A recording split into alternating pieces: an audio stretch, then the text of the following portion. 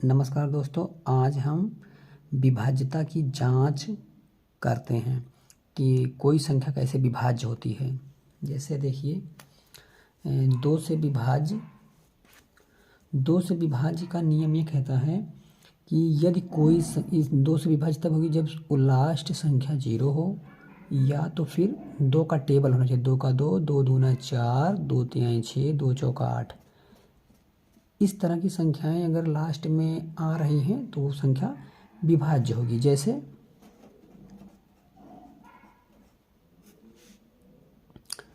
9, 9, 8।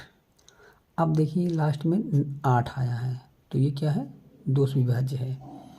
बस इसमें कुछ नहीं करना है, 2 का टेबल होना चाहिए, लास्ट वाला टेबल में आना चाहिए 2 के टेबल में, और या तो फिर 0 होना चाहिए, तो वो संख्या हमारा 2 से विभाज्य होती है। अब हम देखते हैं 3 से विभाज्य। कोई संख्या 3 से विभाजित तब होगी जब इन तीन, जैसे कोई भी संख्या दी हो तो उस संख्या का योग, मतलब जो है ये योग जो है विभाज्य होना चाहिए। इससे योग में जैसे देखिए एग्जाम्पल में, जैसे हम ले लेते हैं 9, 5, 4। अब इसमें देख लीजिए आप, ये तो 9 है, ये तो डायरेक्ट कट जाएगा 9 से, 3 से कट जाए, 3 त्रिक का 9। इसमें से देखिए 5, 4, 5, 4, 9, मतलब 5, 4, 9, ये भी 9 से कट जाएगा।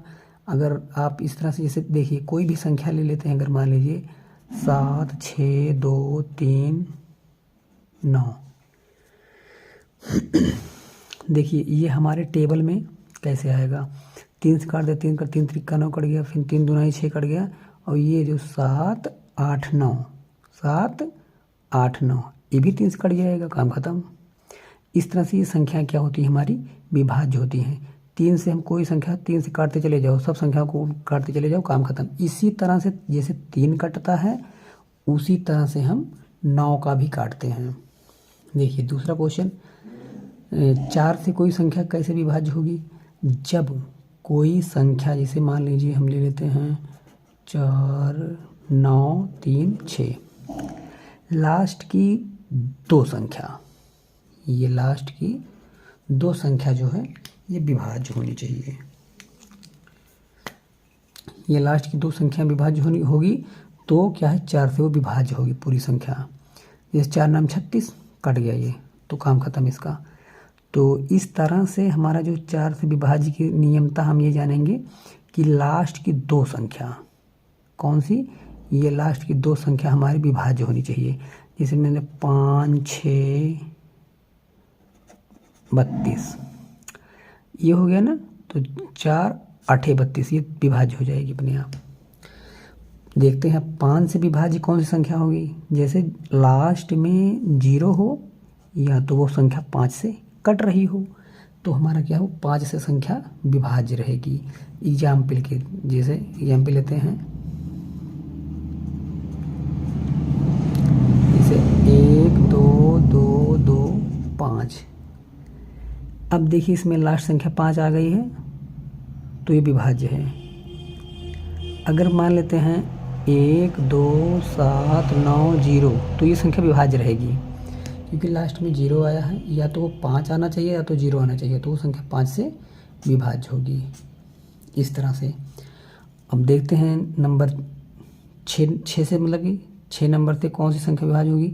6 से विभाज्य संख्याएं वे होती हैं जिसका हम, या तो 6, जैसे 6 से विभाज्य वो संख्या होती हैं जिसके 2 और 3 के मल्टीपल, ये 2 और 3 का मल्टीपल, क्योंकि इसको अगर हम तोड़ेंगे तो 2 तिहाई 6 इस तरह से बनेगा, तो ये 2 से विभाज्य होनी चाहिए प्लस 3 से भी विभाज्य होनी चाहिए, तब भी ये 6 से विभाज्य होगा।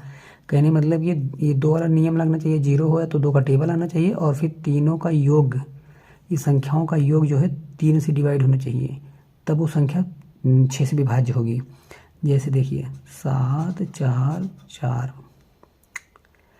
अब देखते हैं हम इसमें 2 से तो ये विभाज्य हो जाएगी, लास्ट में 4 आया है। अब देखिए इसमें इस संख्याओं का योग कैसे कटेगा, 4, 4, 8, 8, 7, 15। 15 जो 3 बचे 15, 3 से कट जाएगा, या तो आप वैसे काटिए, इसमें से काटिए, 3 दूना 6 बचेगा 1, 3 चौका 12, 2 बचेगा, 3 और 24 तभी कट जाएगा। तो ये रूल 2 और 3 से फॉलो करता है इस पर। नेक्स्ट देखेंगे हम 7 से। 7 से विभाज्य कोई संख्या तब होगी जब वह 6 बार या 6 दूनी 12 या फिर 6 त्रिक 18 या फिर 6 का टेबल में से ऐसे चलता चला जाएगा। तो कोई संख्या अगर मान लीजिए 7 7 7 7 7 7 3 3 मतलब 6 के राउंड में लिखी हो तो वो संख्या क्या है, 7 से विभाज्य होगी। मान लीजिए 5 5 5 फिर 5 5 5, ये संख्या हमारी 7 से विभाज्य होगी। मान लीजिए कोई संख्या है 2 2 2 फिर 2 2 2, तो ये 6 बार हो गया, तो ये संख्या विभाज्य होगी। यही संख्या चाहे 12 बार लिखी हो तब भी विभाज्य हो जाएगी। अब हम देखते हैं 8 से। 8 से कैसे कौन सा रूल लगता है, इसमें क्या होता है, कोई भी संख्या हो, जैसे ले लेते हैं हम, 1 मिनट,